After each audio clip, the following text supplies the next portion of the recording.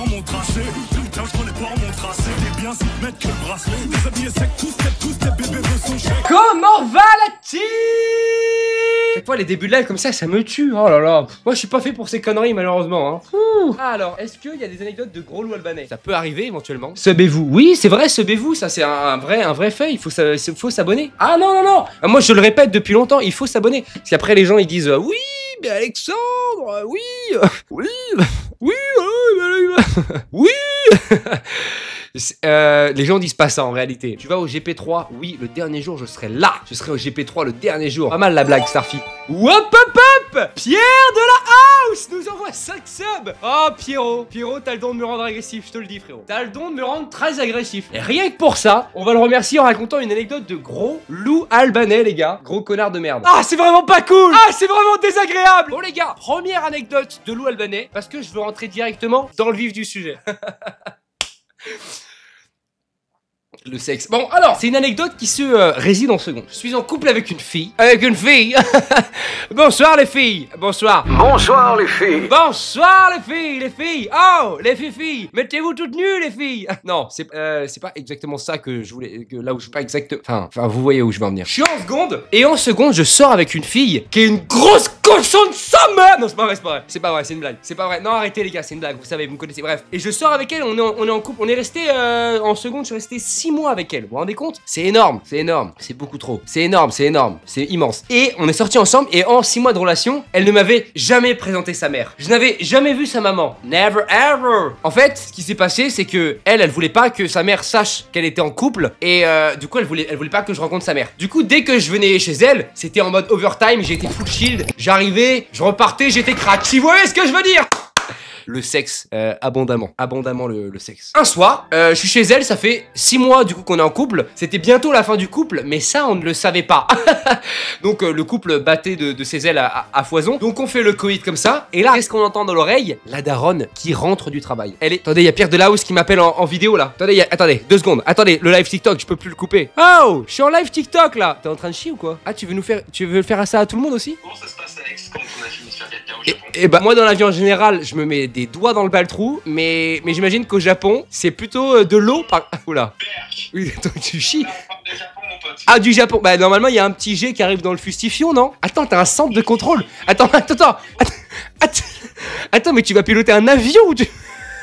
Mais oui, fais l'effet fesse. Allez, on n'a pas le bruit mais on aimerait beaucoup avoir tous les détails, Pierre. Mais attends, mais du coup, tu vas avoir du jet d'eau dans les fesses tout le temps, toi, du coup, vu que tu vis au Japon maintenant. Oh, bah là, on est parti pour. Et du coup, ça te déplaît. Je suis en train de te parler en ayant un gilet dans les fesses, là, je vais pas te mentir. Non, mais j'ai compris que dans ton fustifion, il se passait des folies. Hein. Attends, mais ça ne s'arrête pas tant que t'appuies pas sur le bouton. Mais moi, si je veux rester 2 heures, le gilet reste pendant 2 heures. Hein. Et je vais juste appuyer sur le bouton, là, regarde, ici. Faut dire stop. Mais je ne le ferai pas. Parce que c'est un pur plaisir ce qui passe actuellement. Attends, il y a vraiment un plaisir conséquent. Oh, je vais pas te mentir que là, quand je raccroche, je jouis. C'est tout à ton honneur de te mettre un jet dans le baltrou, y a aucun problème, mon petit Pierrot. Là, tu kiffes là. Oh, c'est trop bon. Ouh la vache. Oh, c'est trop bon. Bah, Pierrot. Oh là. Oh la vache, c'est trop. Appelez ma mère. Je vais me faire ban de Twitch, Pierrot. Appelez ma mère parce que je reviendrai pas sur Paris. Là, c'est trop bon. Oh là là là là là là. Bon, bah, je te laisse. Moi, je dois finir les trucs. Et bah, je te laisse kiffer. Ouais, je dois bosser. Je suis sur une affaire là. Bah, j'entends bien. Allez, bosse bien, mec. Oh, ouais. Bisous.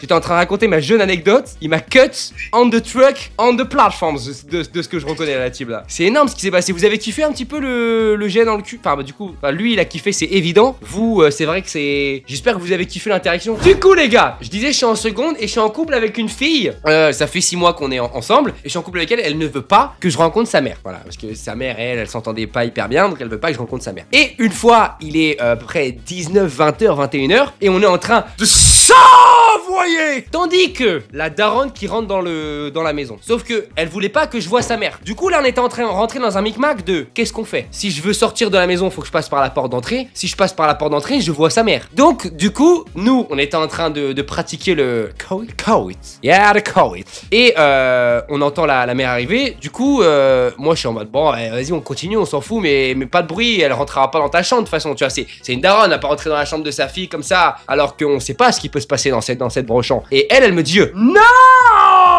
pas exactement ce qu'elle me dit, mais elle me dit en gros, non, on arrête instantanément. Et moi, je suis en mode, bah frère, c'est bon, ta daronne va pas. Enfin, genre, on s'en bat les couilles, tu vois. Elle me dit, non, on arrête instantanément et tout. Je veux pas que tu vois ma mère et tout. Tu te rhabilles et tu te casses.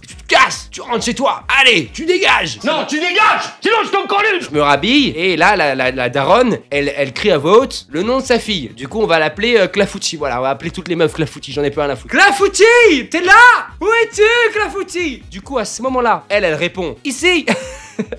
Et là elle me dit cache-toi. Moi je suis en mode mais comment ça cache-toi? J'avais trois options, soit sous le lit, soit le placard mais qui était juste à côté de la porte d'entrée, donc risky, soit la salle de bain. J'ai choisi la meilleure option, le placard. Instantanément quand tu rentres dans la chambre, tu es en face du placard. Du coup je me mets dans le placard, je suis comme ça. Il y a la daronne qui arrive qui dit ouais je suis revenu un petit peu plus rapidement du boulot, tu veux que je te fasse quoi à dîner? Discussion basique d'une mère et d'une fille. Du coup là elle lui dit bah là j'aimerais bien avoir des pâtes au pesto distinctement. Moi je suis comme as dans le placard, tu vois. Commence dans le placard, je suis en panic ball et je suis un peu en mode oh, il fait chaud là-dedans là. Et ça dure 1 minute, 2 minutes. La daronne elle veut plus partir, tu vois. La daronne elle veut vraiment rester et m'empêcher de vivre apparemment. Donc je suis là, j'ai chaud, je suis dans le placard, je suis en pétard. La daronne part, elle va faire à manger et tout machin. Et là du coup il y a Clafouti, donc mon ex de l'époque, qui me dit allez, tu pars. Moi, je vais déranger l'attention de ma mère. Et toi, tu te faufiles. Tout doucement, tu te faufiles. Là, elle détourne l'attention de sa mère. Je me faufile. Elle faufilus Magnus. Et j'arrive vers la porte d'entrée. Je suis à genre 5 mètres de la porte d'entrée. Et là, qu'est-ce que ça passando del Meror? La daronne qui arrive en full of stars. Au milieu comme ça. Devant la porte d'entrée qui me fait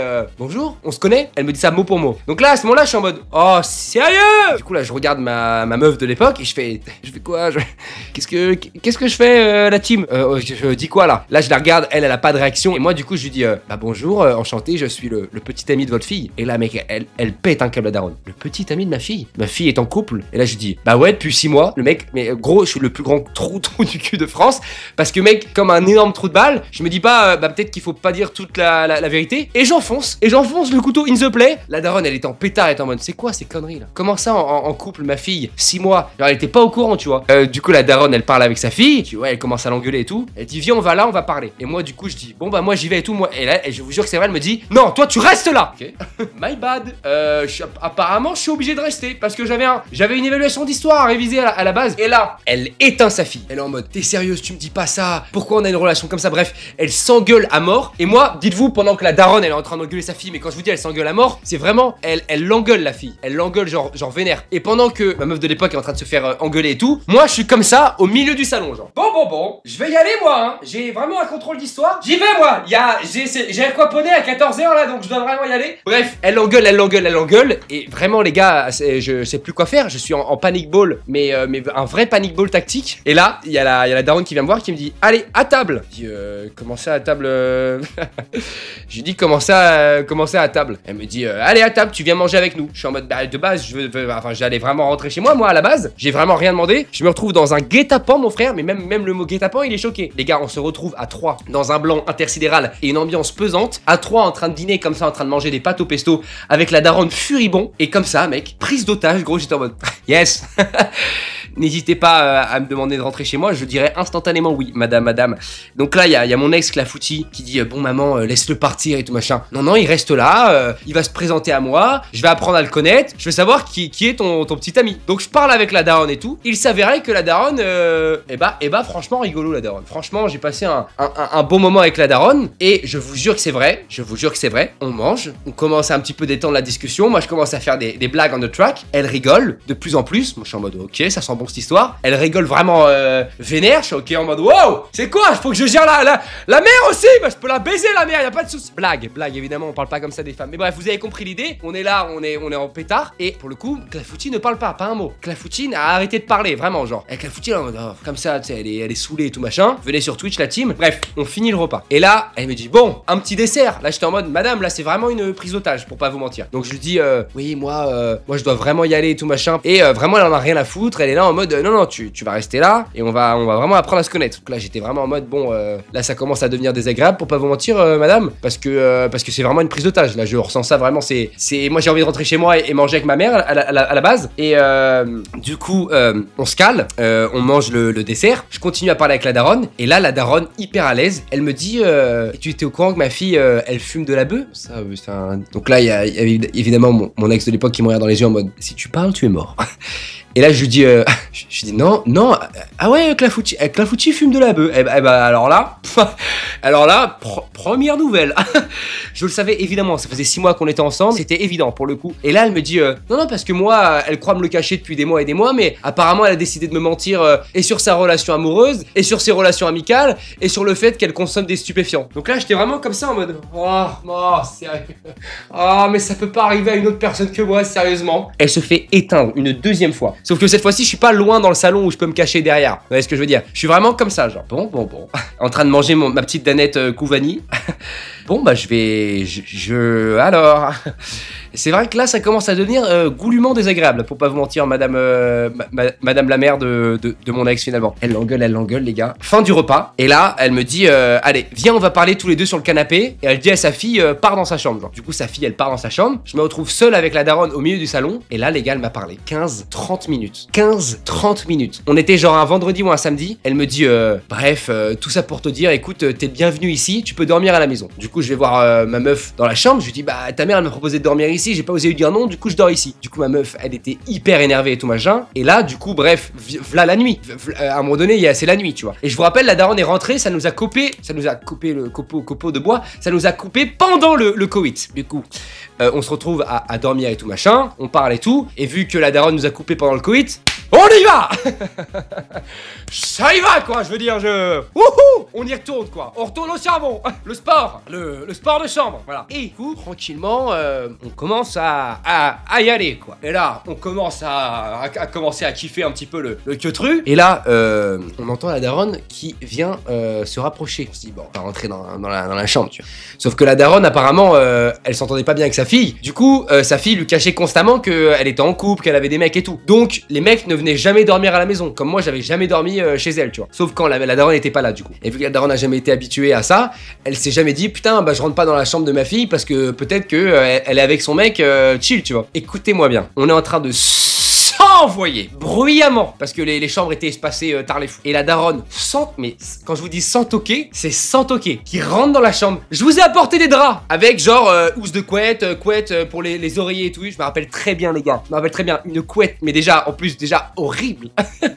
Horrible, avec des petits points rouges comme ça, blanc avec des petits points rouges, gros. Thé d'oreiller, points rouges, petits peu, horrible frère. En gros, thé d'oreiller, elles étaient toutes roses avec des petits points blancs, et la thé de lit, elle était toute blanche avec des petits points rouges. Un truc mais immonde. Vraiment, tu dors là-dedans, tu dors moins bien que si éventuellement t'avais. Et là, il y a juste un blanc. Tous les deux, évidemment, on la regarde dans une position plus que sexuelle, hein, pour pas vous mentir. Là, à ce moment-là, moi, mon réflexe premier, c'est de décaler la meuf pour que moi elle me voit pas, que je sois caché derrière. Sauf que du coup elle se retrouve sa com devant sa daronne et moi derrière en mode en train de se cacher derrière. Je vous laisse imaginer la tête de la daronne de Clafoutis qui était comme ça. Ah parce que ma fille fait l'amour Elle referme la porte. Moi je me mets sous la couette gros, et je suis juste resté comme ça sous la couette en mode oh non, sérieux, pas ça. Je kiffe tes lives, gros, tu donnes grave de la bonne humeur. Oh, merci, trop mignon. Merci Soren pour les 3 euros, ça fait super plaisir. Et je me suis... franchement, les gars, je pense que je suis resté 40 à 50 minutes sans parler. Ce qui est horrible, c'est la vision de la... En fait, j'ai une vision mère-fille. Vous voyez ce que je veux dire ou pas? En quinconce, dans le même périmètre d'œil, finalement, ça m'a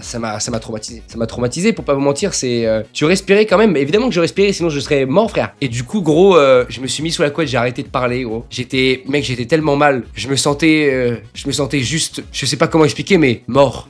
Mort de l'intérieur, j'étais comme ça. Oh, c'est vraiment pas de chance. Je me sentais vraiment mort, genre. Si je dois rester dans les anecdotes où je me suis fait surprendre en train de faire des trucs sexuels, ça m'est arrivé, gros, pendant le confinement, mec. J'ai été tout seul dans ma brechant, gros, mais en mode chill, tout seul dans la brechant chill. Et genre, d'habitude, nous, pendant le confinement, ce qu'on faisait avec mon daron et mes frères, c'est qu'on se couchait hyper tôt à 22h. À 6h du matin, on se réveillait, on allait couper du bois, on allait des grands bûcherons dans ma maison, parce que moi, j'étais dans ma maison de campagne pendant le confinement. Non, c'est pas de l'eau, c'est de la vodka.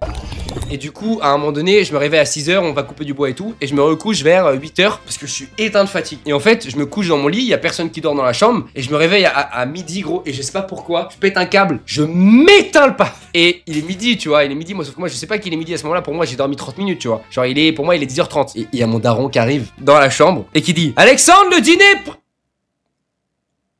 Il est prêt, Alexandre, le dîner. Et il referme la porte et il part comme ça. Le déjeuner est prêt, pardon, excusez-moi. Le déjeuner est prêt.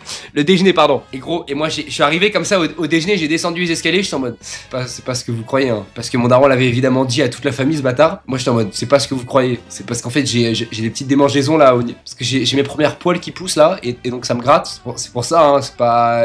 Commencez pas à croire, je suis un gros dégueulasse, hein, c'est pas du tout le cas. Horrible. Pire scène de France, je pense que sincèrement, on est sur un des plus gros traumatismes. Quand même en top 2 par rapport au traumatisme de la daronne de Clafoutis, qui m'a quand même traumatisé, hein. Hyper bizarre cette daronne, très sympa, très cool.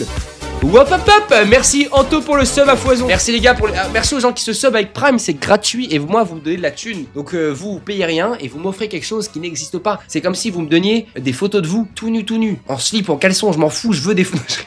Body count 15, j'ai 19 ans, c'est pas hyper choquant je trouve. C'est quoi ton stylo de fille? Ton style de fille? Mon stylo de fille c'est rien à voir, c'est le bic à la limite triple action. Mon style de fille, moi c'est les blondes, hein, pas vous mentir, moi c'est blond. J'adore les filles blondes moi. Alors comment vont les testicules? Elles vont top on the track. Tu peux remontrer ta tête d'ado dégueulasse? C'est vraiment pas cool les gars. Mais j'étais pas si laid que ça les gars, arrêtez. J'étais pas si laid que ça les gars. Non mais là particulièrement sur celle-là j'étais laid. Là ça allait ou pas? Non les gars, là ça allait. Là ça va. Genre vraiment vous êtes dans l'abus si vous commencez à dire que... Là ça va. Là j'étais pas moche. Juste là la photo elle est dégueulasse genre. Moi j'avais des bagues. C'est vrai que j'avais des bagues, j'ai pas précisé. Vous vous rendez compte que j'ai réussi à faire l'amour avec cette tête genre. Mais quelle femme aurait pu vouloir de moi sincèrement les gars? J'étais pas moche, j'étais jeune. Non? J'étais juste jeune non? C'est juste la coupe. Ouais la coupe c'était compliqué. J'étais juste jeune les gars. C'était une coupe un peu... Voilà, elle avait commencé depuis le plus jeune âge. Mais non, c'était juste la coupe que... Après, le reste, ça allait, les gars. Le reste, ça allait. Le reste, ça allait. Non, les gars, je vous trouve un petit peu dur. Le reste, ça allait, franchement, les gars. Franchement. Ah, les gars, franchement. Raph Curon ou la Norman, il s'est fait plaisir. Les gars, c'est pas cool, les gars. Les gars, c'est pas cool. J'ai tout screen. Est-ce que t'as des projets prochainement sur YouTube? Oui, j'ai des projets prochainement sur YouTube, ça va arriver très fort, vous inquiétez pas les gars. Bon allez, anecdote de Lou Albanais. Non, cette anecdote, je l'ai jamais racontée, ça reste une anecdote de Lou Albanais. Bref, je suis en fin collège, début lycée, et il y a une meuf avec qui je suis sorti, parce qu'il faut savoir que moi à l'époque les gars, chose à préciser, attention, moi à l'époque la team, j'étais crazy. C'est moi à l'époque, j'avais énormément de succès quand j'étais au collège, je sais pas pourquoi quand j'étais au collège, j'étais un peu beau gosse, vous voyez ce que je veux dire ou pas? J'étais beau gosse en bien, et le fait d'être beau gosse, je sais pas, ça m'a rapporté énormément de buzz avec les femmes, et c'était carrément top, donc j'avais énormément de buzz avec les femmes au collège et je suis sorti avec toutes mes meilleurs potes, tout le groupe d'amis et tout et moi et mes potes d'ailleurs, hein, genre vraiment c'était un club échangiste hein, ce collège, pourtant on n'était pas si beau que ça mais à l'époque on s'en rendait pas compte donc ça allait en fait finalement, à l'époque on pouvait tout accepter, donc ça allait. Bref, je suis sorti avec beaucoup de meufs, on avait un groupe de potes, on était 15 dans la classe et moi je suis sorti avec une meuf qu'on va appeler par exemple Clafoutis, et Clafoutis est aussi sorti avec mon meilleur pote et Clafoutis est aussi sorti avec mon troisième meilleur pote. Donc vous voyez en fait c'était un petit peu un club échangisme, genre vraiment genre, ça avait aucun sens ce collège, tout le monde sortait avec tout le monde et c'était un petit peu la Java quoi. Bref, je suis sorti avec une meuf qu'on va appeler, je voulais choisir le prénom dans le chat, comment on va l'appeler cette jeune femme? Parce que je peux pas dire évidemment son vrai blaze, mais on pourrait l'appeler éventuellement la Java de Broadway, ça me paraît un petit peu long quand même. Cristalline, voilà. Donc Cristalline, on sort ensemble en quatrième et puis après on se reparle pas et tout machin, et puis à un moment donné en troisième on recommence à tchatcher sur les réseaux sociaux. On tchatche un petit peu sur Instagram et moi à ce moment là je suis en bail avec une meuf et moi elle me chatte tu vois. Sauf que moi je suis un peu aveugle parce qu'à l'époque je me rends pas compte. Je me dis bah vas-y elle fait partie de mon groupe de potes, juste elle parle avec moi chill tu vois. Sauf qu'en fait la meuf me tchatche de malade. Et à un moment donné les gars on est en cours ensemble tu vois et la meuf me regarde et je vous jure que c'est vrai. Je suis en début seconde ou je sais plus si c'est fin troisième après le brevet ou si c'est début seconde. Parce que moi j'ai eu cours après le brevet parce qu'il y avait eu le Covid, du coup le brevet on l'avait fait plus tôt je crois. Enfin bref c'était un truc comme ça. Ou alors ma mémoire est en train de me faire des dingueries. Et bref, elle me regarde dans les yeux gros. Et elle se met à genre jouer avec son stylo dans sa bouche tu vois. Donc je suis en mode wow c'est plus qu'amical ce qui est en train de se passer là avec Cristalline. Et Cristalline elle me regarde comme ça et je viens la voir à la fin du cours et je lui dis ouais pourquoi tu me regardais comme ça Cristalline? Et Cristalline elle me dit bah écoute c'est la vérité c'est que j'essaie de te faire des petits appels de phare tu vois. Je lui dis attends comment ça des appels de phare Cristalline? T'es en train de me raconter quoi? C'est quoi ces conneries encore la Christa? Et t'es en 2000 combien? 2006 moi. J'ai 19 ans, je viens d'avoir 19 ans, vraiment je suis hyper jeune. Bref, elle me dit j'essaie de faire des appels de phare et je lui dis mais Cristalline tu me kiffes, tu peux me le dire. On est en troisième, je viens de me rappeler, on est en troisième. Elle me dit bah ouais je suis un peu en crush sur toi. Je lui dis mais attends on est déjà sortis ensemble, on peut pas se remettre ensemble parce que je suis en troisième, je suis jeune tu vois. Donc je me dis pas, moi je me dis à partir du moment où t'es sorti avec une meuf tu te remets pas avec elle tu vois. Pour moi ça marchait comme ça à l'époque. Pourtant tous mes potes se sont remis avec leur ex, c'est le gros trou du cul. T'es pas à l'université? Non mais je suis sur les réseaux, je gagne ma vie grâce aux réseaux tu vois.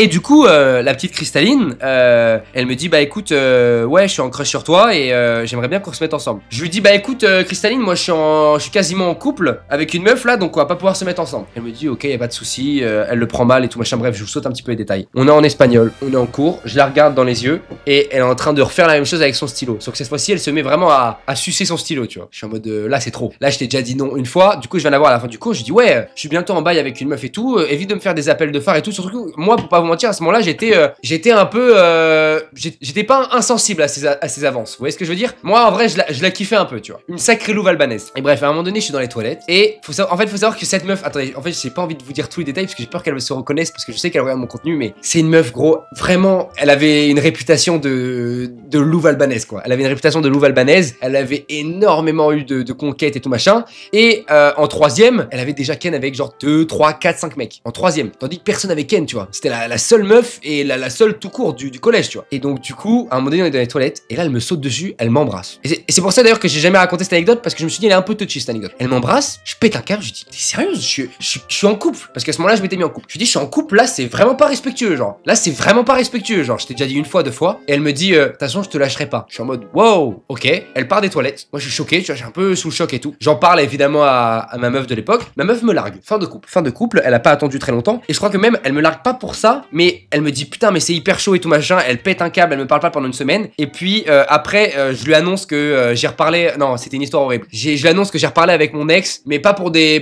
mauvaises raisons, tu vois. Juste parce que j'avais pas envie d'être malhonnête avec elle. Je voulais tout lui dire. Parce que moi, j'ai une politique avec les filles. Faut pas faire souffrir les filles. C'est vraiment une politique que je suis et que j'essaye de garder au maximum.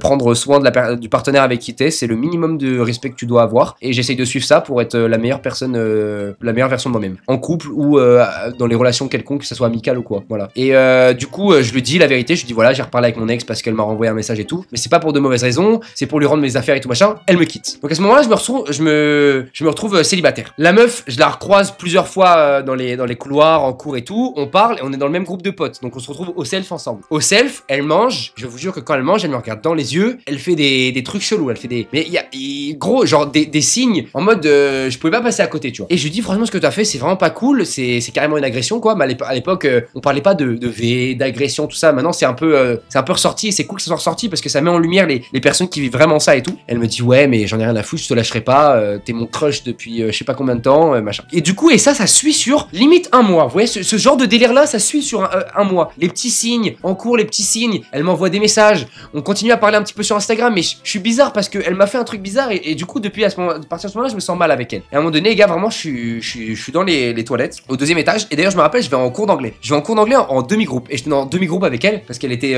parmi les débuts de l'alphabet. Le cours, il va commencer dans genre 10 minutes. C'était la récréation. Les gars, venez sur Twitch. Et là, elle vient me voir. Elle me dit t'as pas envie de m'embrasser? Et elle était en train de se maquiller dans le miroir, genre. Elle tourne la tête parce que moi, j'étais à côté. J'étais sur mon téléphone en train de jouer à Clash Royale. Elle me dit t'as pas envie de m'embrasser? Je lui dis bah là, je vais en cours à la base, mais ouais, pourquoi pas? Tu vois, je lui dis honnêtement, je lui dis ouais, je suis pas insensible à ta beauté et tout. Je me lève et je lui dis bon allez viens, on va en cours. Et là pareil, elle m'attrape les mains, elle m'embrasse. Je me dis ouais, putain. Et là à ce moment-là, je me dis bon bah au pont j'en suis, nique sa mère. Je lui dis viens après les cours on se voit. Okay. Pendant le cours, elle a fait que me regarder et tout machin. Elle était devant moi, elle faisait que se retourner et tout machin. À force qu'elle se retourne, elle se fait virer du cours et on sort du cours. Il était 16h15 devant le collège. Elle m'attend parce qu'elle s'était fait virer du cours du coup. Et elle me dit bon viens on va chez moi. Je suis en 3e. Hein. Je vous rappelle que ma première fois je l'ai fait pendant les vacances d'été de 3e à la seconde. Donc vraiment j'avais pas fait de sexe ni rien. J'arrive chez elle et genre pendant tout le trajet je me dis ouais mais ce qu'elle a fait c'est vraiment pas respectueux et tout. J'arrive chez elle, l'appartement il est clean de fou. J'arrive dans sa chambre, le bazar. Mais quand je vous dis le bazar, c'est le bazar. Vraiment un bazar. J'avais jamais vu ça de ma vie. J'arrive et tout, je dis ouais c'est une dinguerie d'être aussi mal rangé et tout. Et moi je suis hyper perfectionniste. Je commence à ranger sa chambre et tout machin. Elle me dit 2 secondes j'arrive. Elle revient les gars. Elle est, écoutez-moi bien, en soutien-gorge. Elle a un jean soutien-gorge. Je suis en 3e, j'ai jamais fait de sexe ni rien et tout machin. Je vois ça, je suis en mode waouh. Tu sais, c'est la première fois que je vis ça et tout. Waouh, la dinguerie. Et du coup là, évidemment, pour pas vous mentir, commence à avoir le cœur qui bat et tout machin. Et évidemment, là, pour le coup, c'est la jeunesse, donc je pouvais pas faire autrement. Là, elle est en soutien-gorge devant moi et je lui dis tu fais quoi, Cristalline, t'es en train de péter un câble, qu'est-ce qui t'arrive? Et je panique en fait, tu vois. Je lui dis rhabille-toi, tu vois. Je dis j'ai pas envie de te voir en soutien-gorge. Alors, évidemment que j'avais envie de l'avoir en soutien-gorge, mais je panique, tu vois. Et là, les gars, elle retire son soutien-gorge. Elle se retrouve à poil du coup devant moi. Et là, du coup, évidemment, trop de Bamako, totipotente. Et sauf que, pour pas vous mentir, ça me fait vraiment stresser le fait qu'elle soit, parce qu'en fait, elle a l'expérience, elle est connue pour avoir déjà fait l'amour avec plein de mecs, avoir eu plein d'expériences et tout. Et moi, j'ai 14 ans, je sens que je suis pas prêt pour ça. Et elle me dit, mets-toi sur le lit. À ce moment-là, je vous dis la vérité, je me rappelle très bien, je fais un move, frère, énorme. Sur le lit, il y avait plein de vêtements et tout machin. Elle me dit, mets-toi sur le lit, moi ça me dégoûte. Il y a plein de vêtements, c'est mal rangé. J'ai vraiment fait 2 secondes. J'ai pris les vêtements, je les ai jetés comme ça sur le côté du lit. Elle me pousse sur le lit, le levier is here, je me mets sur le lit, elle commence à retirer mon pantalon. Et là, je lui dis stop. Et c'est pour ça que cette anecdote est un peu nulle et que je l'ai pas raconté déjà avant. Je lui dis stop, je veux pas. Je veux pas, je suis pas prêt en fait. Je suis pas prêt. Et en fait, elle avait trop d'expérience pour moi. Et puis la chambre me dégoûtait. Bref, elle est en train de monter sur moi et tout. Elle commence à m'embrasser et tout. Et je lui dis ouais, stop, je veux pas. Stop, je veux pas. Je me décale et elle me tient. Elle me tient. Je dis non, alors pour le coup, non, je veux pas,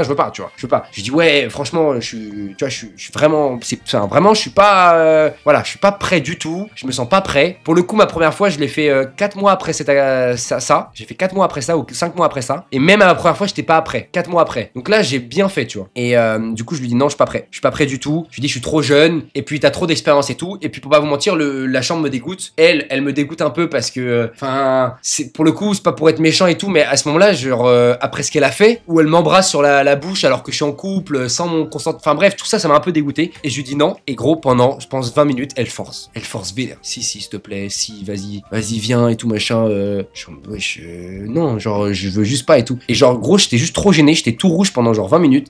Et j'arrivais pas à lui dire non, parce que moi, je sais pas comment expliquer, mais j'arrive pas à dire non. Et je lui dis, écoute, moi, je veux bien entamer une relation avec toi et qu'on le fasse au bout de 3, 4 semaines, 1 mois où on se connaît bien et tout. Mais maintenant, tout de suite, je préfère me préserver. Et si on le fait, c'est que j'ai des sentiments pour toi et tout. Pour ma première fois, ça me fait peur, tu vois. Bref, elle me dit, bon, ok, vas-y, rentre chez toi. Un peu énervé, tu vois. Un peu énervé. Non, c'est pas une agression sexuelle. C'est pour ça que je voulais pas la raconter. C'est pas une agression sexuelle. Elle m'a pas touché sexuellement. Elle m'a un peu forcé oralement. Elle m'a pas touché sexuellement. Elle m'a pas agressé, je veux dire. Elle ne m'a pas agressé physiquement. Quand elle m'a embrassé sur la bouche, c'est une agression. Je l'ai mal vécu par rapport à ma petite amie. Parce que moi, j'ai vraiment du respect pour les relations, tout ça. Mais je l'ai pas mal vécu moi. Vous voyez ce que je veux dire ou pas? Il faut jamais banaliser une agression, évidemment. Mais c'est vrai que je l'ai pas mal vécu. J'ai mal vécu parce que je voulais pas faire de mal à ma meuf de l'époque. Et je savais que ça allait lui faire du mal et ça m'a brisé le cœur. Mais voilà, au bout d'une semaine, on se met en couple avec la meuf. Et pareil, elle me dit viens chez moi. Je suis en mode non, je veux encore attendre et tout machin. Et au bout de 2 semaines, elle arrête le couple parce que on se voyait jamais et tout machin. Et qu'en fait, moi, j'avais pas envie en fait parce que j'étais trop jeune aussi, tu vois. Faut aussi comprendre que j'étais juste trop jeune. Mais c'est bizarre parce que en amont, avant cette meuf, j'étais sorti avec une autre meuf avec laquelle genre j'aurais été capable de faire l'amour et tout machin alors que j'avais 13 ans, tu vois. Parce qu'en fait, la réalité, c'est que quand tu te sens à l'aise avec une fille qui veut ton bien, et t'es capable d'effectuer ce genre de choses parce que tu te sens bien avec la fille. Tandis qu'avec elle, j'étais pas bien. Je me sentais pas bien. Et en fait, alors que j'aurais été capable de le faire avec une autre meuf avec qui je me sentais bien, elle, j'aurais jamais été capable. T'es un véritable philosophe. Arrêtez! Non, en vrai, vous trouvez que je m'exprime bien ou pas, sincèrement? Parce que j'ai l'impression d'être vraiment